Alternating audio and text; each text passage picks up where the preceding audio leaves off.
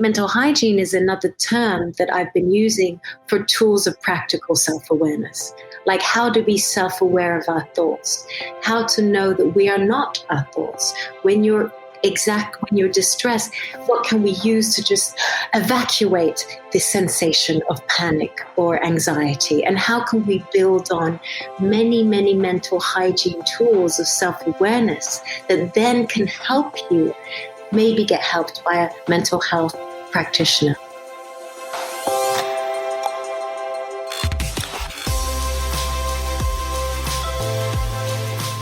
Welcome to Beyond Theory, a podcast powered by Meadows Behavioral Healthcare that brings you in-depth conversations with firsthand insights from the front lines of mental health and addiction recovery. I'm Dominic Lawson. Trauma can affect us in many ways, but what does it look like to turn the adversity into activism?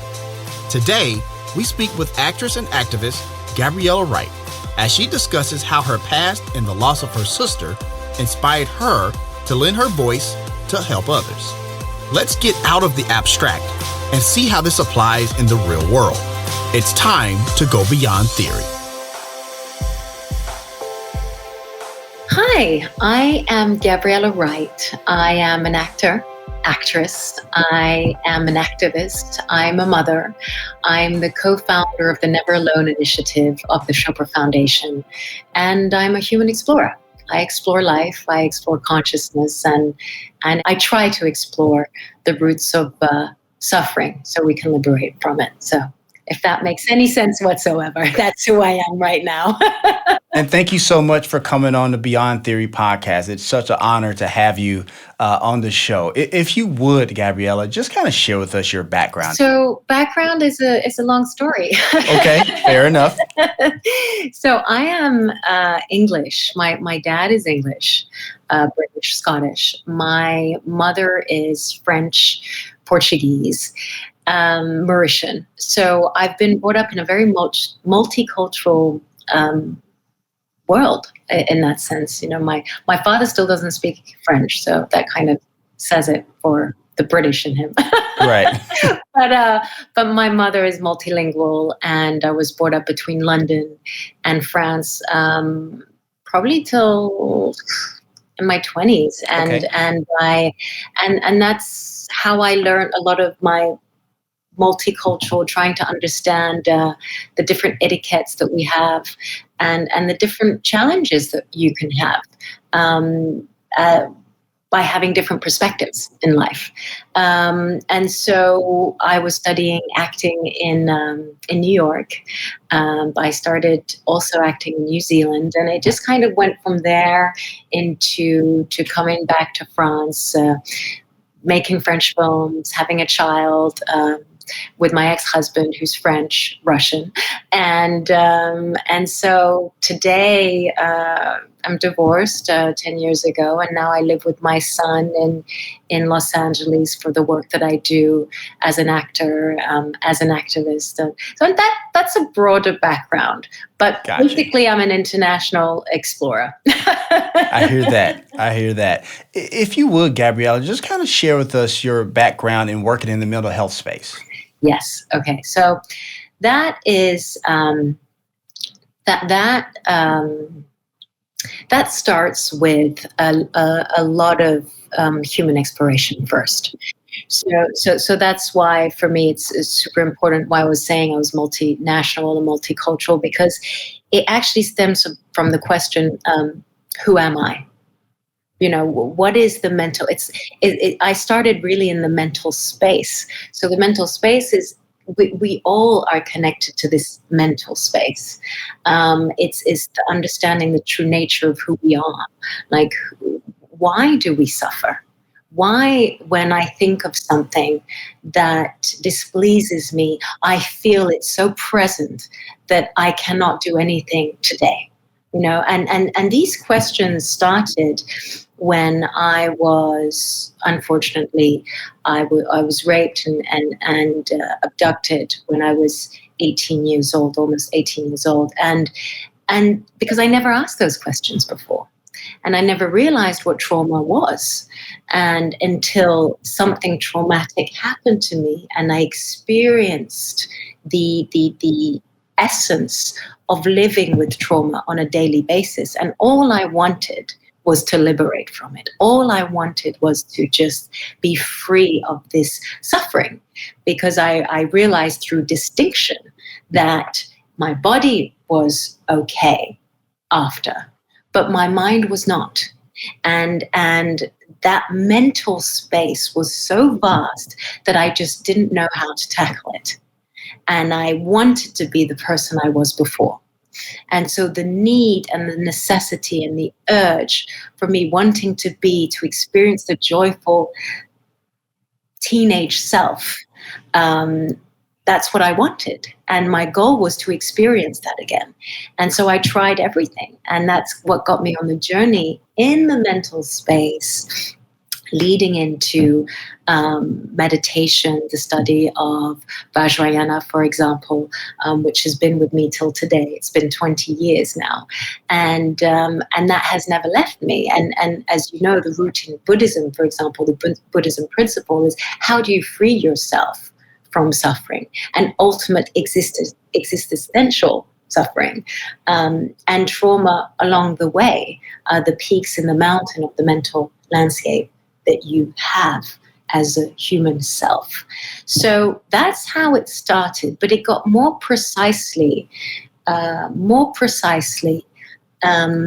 into mental health and suicide prevention when I lost my little sister to suicide. And that is still very fresh. It's still a living tragedy, and I suppose all who are listening here, it's a tragedy for everyone. You know, it's a tragedy for humanity when you lose people to suicide, and it's so sudden. We're so blind to it that it really creates a shift in your reality. And what it did to me was, I realized that my blind spot, even though I was on this, human exploration, even though I was an activist, even though I was building all of these blocks for other people to stand on, and for me to experience more joy, I was unable to perceive an invisible realm. And the realm of mental health and mental distress in the mental space is a niche that has a lot of mysteries bound to it. And the mystery of my sister's loss, she was a singer-songwriter and an incredible artist. I mean, her lyrics were full of mental distress, but we were perceiving it as beauty. We were perceiving it as something so incredibly vast and rich. And I didn't see it, nor did my parents see it as an effective mental distress. We thought that it was more of a cathartic realization of why writing lyrics and making these songs about the inner journey, because we all experienced the inner journey, as I started with.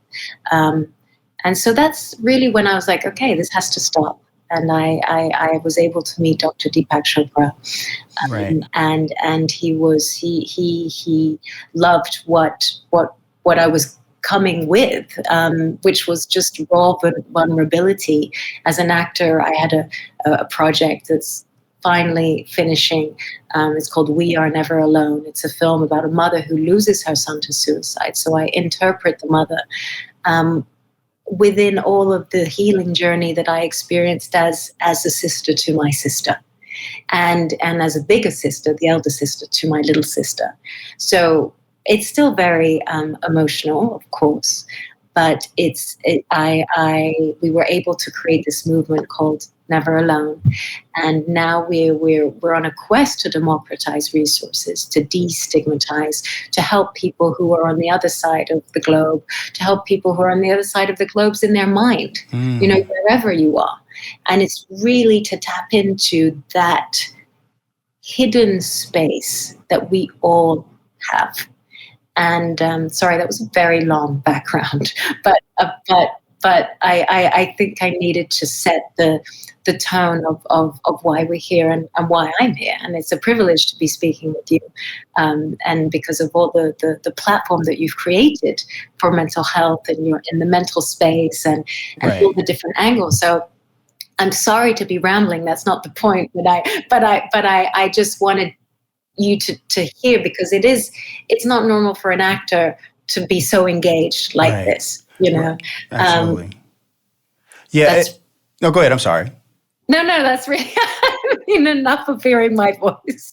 Gotcha. No, it's fine. That's actually why we wanted to have you on the Beyond Theory podcast, because I heard this. You told this moving story about your sister Paulette. I think you refer to her as Pee-wee, if I remember correctly. But one of the things you said about Paulette was really moving to me, and I wanted to ask you to elaborate on it. You said that her lyrics was an art form, but it was more about but it was also like a mental assessment. Could you elaborate on that a little bit, if you don't mind? Yes, when you look at her art, which is actually her legacy now, that's what she left behind. Absolutely. So it's like a jigsaw puzzle. It's very interesting, and actually, this is an interesting. So she left many journals behind, and I refused to look at them. My mother looked at them. My mother's sister did. I don't think my father did either. But I didn't, because for me, a journal is a very intimate space. And whether you're here or not, that's your intimate self. But what she shared with the world is her lyrics. And that I can dive into. That I can, because that's what she was willing to share with the world. And it was a lot. It was because I was, like I said, when art is so beautiful, you're mesmerized by the sound of the music, the resonance of the intonation of the chant. Yeah, and then all of a sudden the lyric just kind of fits in as if it's painting this beautiful landscape and soundscape that you're in. But when after she died, I was like, let me dive into this a bit more. And I realized that it was like a scripture, everything was talking about how she was not fitting in the world, how she felt so much gap. Why do people suffer? That's what she was talking about. And her question, why, I don't think she found the answer. And I thought that the answer was the song. Right. So it's hard. That's what I'm saying. It's absolutely very hard to find and to dive into the mental space that we all have, because it's hidden. It's not, my catharsis as an actress wasn't the same for her catharsis. I need to play roles that get me through my trauma to release it. And I know I'm feeling the release of it, but it didn't work like that for my sister. And it doesn't, and I don't think there's one method for any artist or any human being. Absolutely. No, I appreciate you being candid and being transparent and sharing that.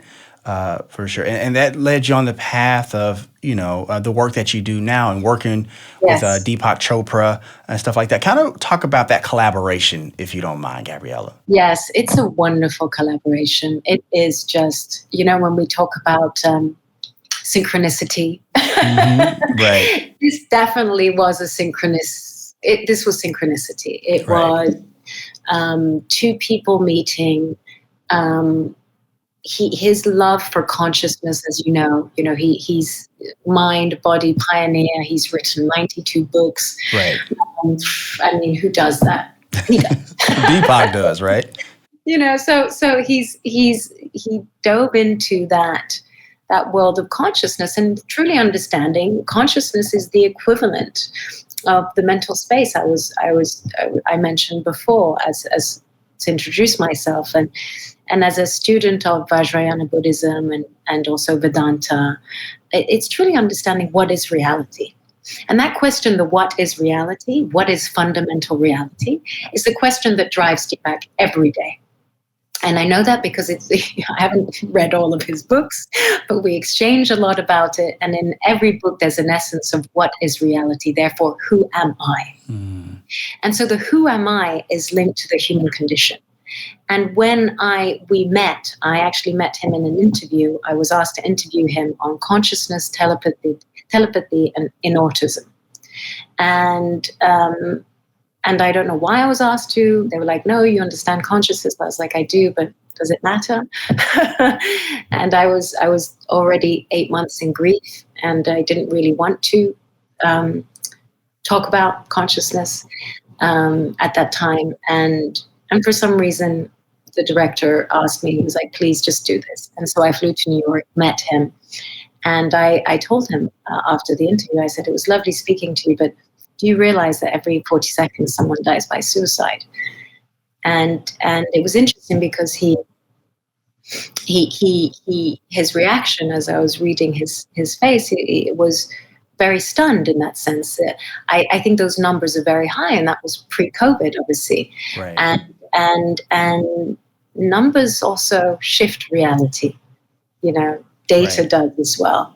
And to be able to measure this is a big deal. And he was very moved by that. And then I shared my story about my sister and how I want to go on a mission to destigmatize mental outreach, mental health, so people can reach who they need to for help. And that's how it started. That was the seed. And he came into the film that I was producing called We Are Never Alone now, that's hopefully coming out. And then we decided to create a movement. And the movement it's basically, we want to democratize access. And I use the word democratize because it's so important. Access to mental health resources, but also create a platform where it's free. Whatever we need for our mental hygiene as such, meaning the mental self-awareness, practical tools, that they be free, and then create systems that allow people to get paid resources as well, in the Right. mental health space, and support the mental health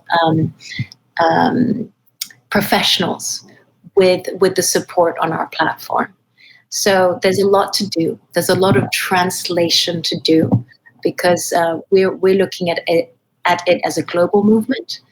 So it's not just Western, so it's not just the American language. It's the English approach. It's the French approach. It's like, what do we do in India? What are we looking at Nepal? So it's a large quest. But I definitely think it will be my life's work. Yeah, I do feel that, and I'm very happy to be alongside Deepak along the way. He has many endeavors, but this is, I know, is dear to him as so. And we just came out of the Global Mental Health Summit, which was the second year coming. Right. This year we had a spotlight on India, and we were able to look at the different angles of mental health in India because it's very different resources, different conversations, different words, different language, different sensibilities.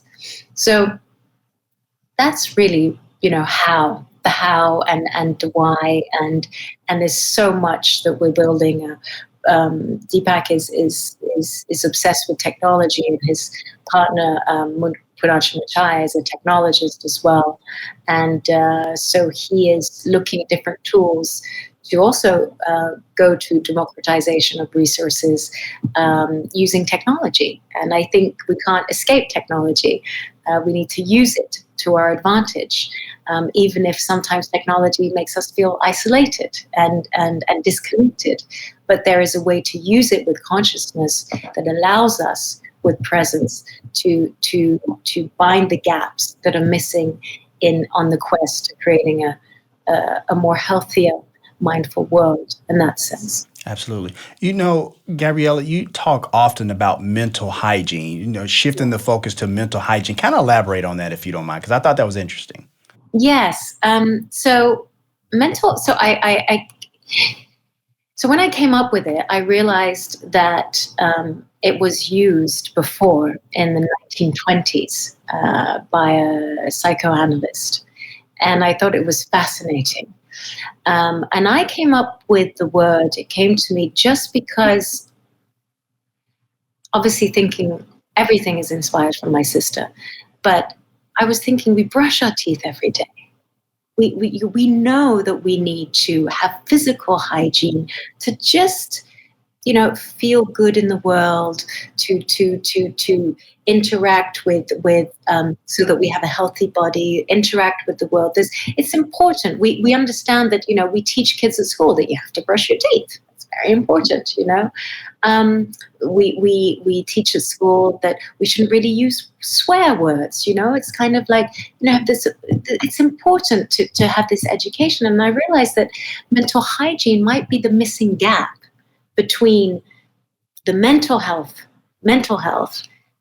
hygiene and self-awareness. And I think mental hygiene is another term that I've been using for tools of practical self-awareness.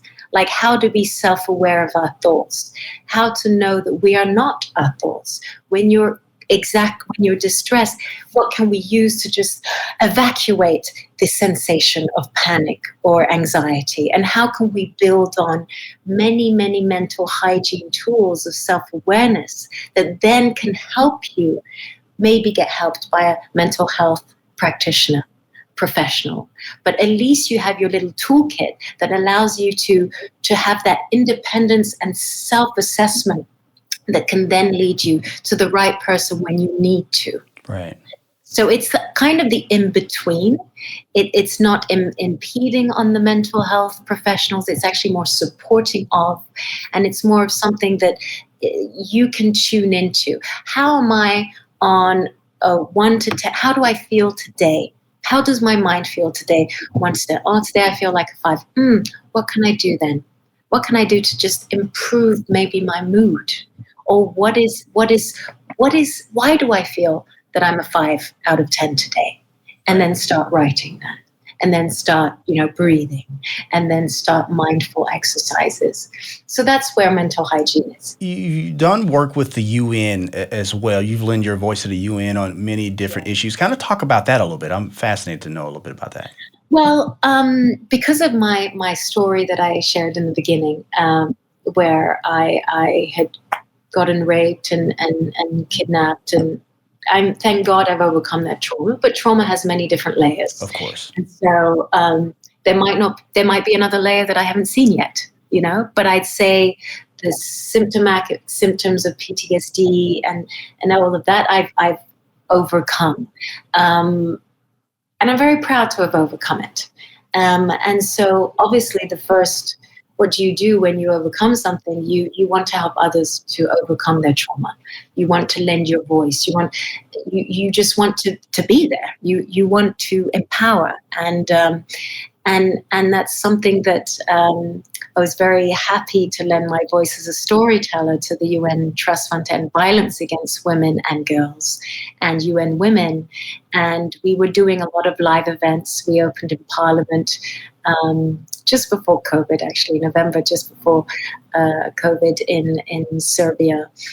We've been doing a lot of wonderful events to just raise awareness about what different women go through. And so I would interpret in first voice their stories on the UN stage and in different occasions. And it's amazing to hear, but also to just be able to, it's an honor to be able to say these stories. And it moves me a lot. And so that led to so many other things. I do have I'm the honorary president of a charity in Burma, and basically we support also women and girls who have been subject to violence, and we're able to pay for their summer schools so that we extract them from their family, especially women who have experienced disabilities. So that's also under in the mental space. A lot of women a lot of girls actually who cannot hear or speak, but can sign. And unfortunately, there's a high number of girls with disabilities who experience domestic abuse and home abuse from family members. So it's led me to many things, many projects, many initiatives. Another one in Nepal, where they look at ending violence against women who are menstruating. There's a lot of stigma around the menstruation, and what they do is in certain rural areas, they isolate women. It's called chapaldi, and it's a practice where they put them in a hut, and they are not allowed to have water or food for 5 days whilst they're experiencing their menstruation. So that has been my ongoing work ever since I'm in my 20s and now 38. So it's been a long-term activist commitment, and I enjoy it, and I still feel that it's only just the beginning. I wanted to ask you this, kind of shift gears here just a little bit, because, first of all, congrats on the film that's probably about to get ready to come out. Just wanted to say that. But also, in TV and film, we see many different types of media portray mental health, addiction recovery in many different ways. I guess I just want to get some commentary on how you feel about how TV, film, Hollywood, all of the above kind of portrays mental health in your It's a very good question.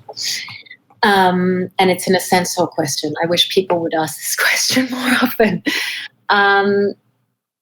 I think it's been done very poorly overall.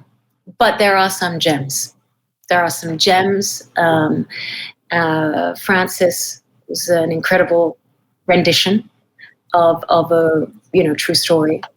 Jessica Lange won the Oscar for that interpretation in 1982. But that's a very rare case.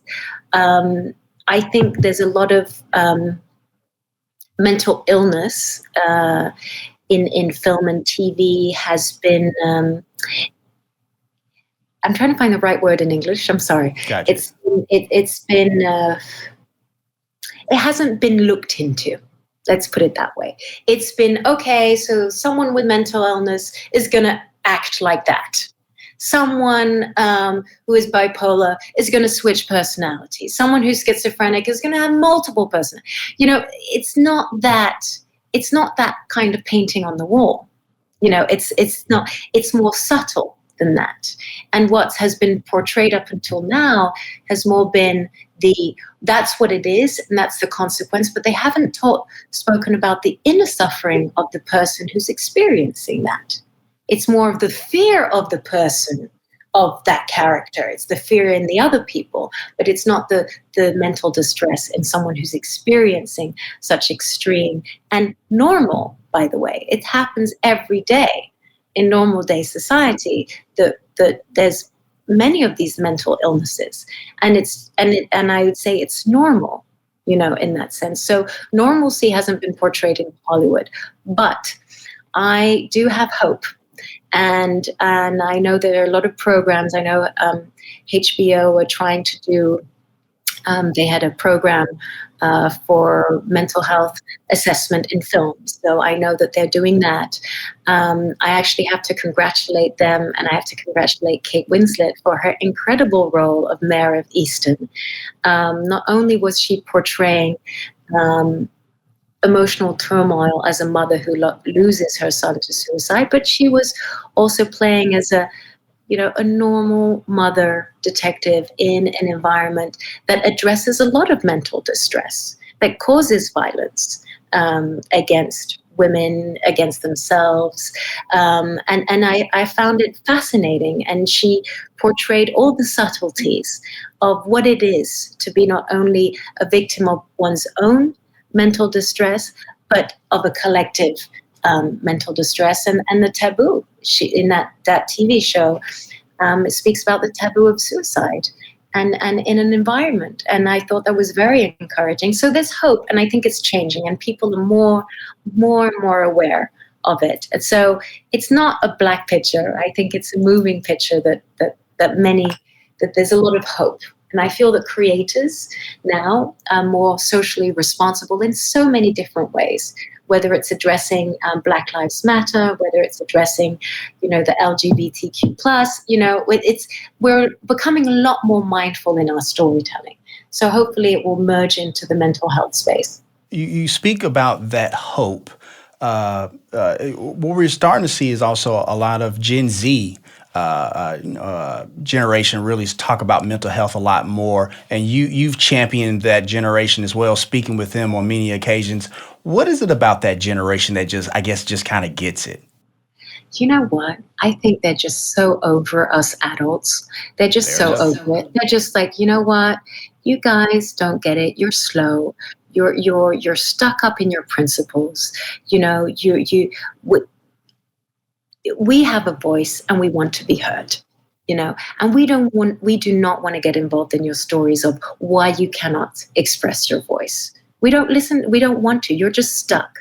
And I feel that technology has helped them a lot. All of these TikToks and all of these thriller apps and all of these short format media has given them a platform to express themselves. And I'm hopeful because they're going to the streets. They're real activists in that way.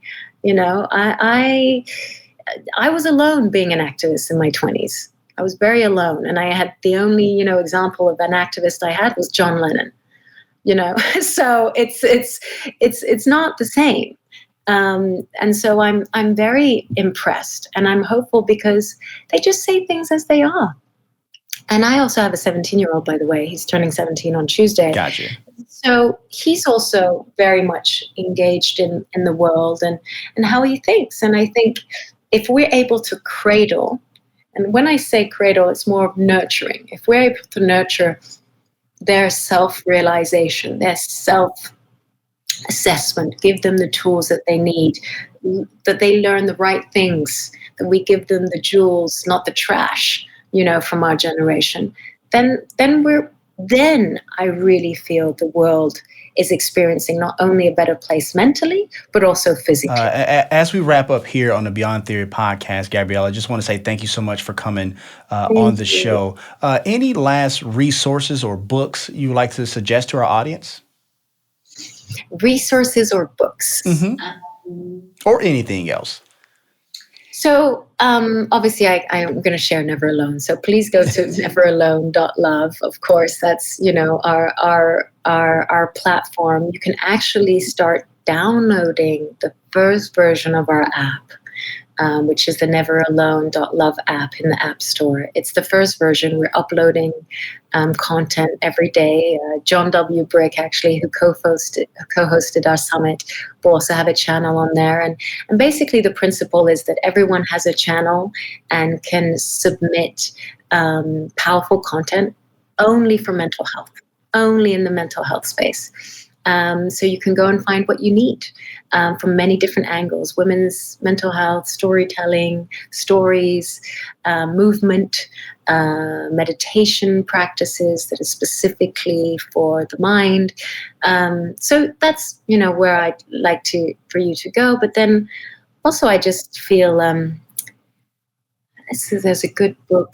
I mean, I'm writing a book right now. I don't know if it's good or not. So we'll see about that next year. You can ask me the same question next year. Okay.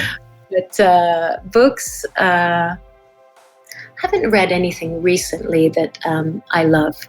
But films, I think you should definitely all watch Mare of Easttown on HBO. I think it's a great rendition of a character navigating emotional turmoil and distress, and I think those are the stories that we need to feel, and we need to feel everything. We need to feel 360 of our emotions, our inner emotions, and the emotions of the environment, so that we can liberate from them. Gabriella Wright is an actress, activist, and co-founder of Never Alone, a suicide prevention and mental well-being initiative of the Chopra Foundation. You can find more information about the Never Alone initiative at neveralone.love. Beyond Theory is produced and hosted by me, Dominic Lawson. You can discover more including videos of some of our conversations at beyondtheory.com. For more information on Meadows Behavioral Healthcare, go to meadowsbh.com. Finally, thank you for listening, and I hope you join us next time for another episode of Beyond Theory.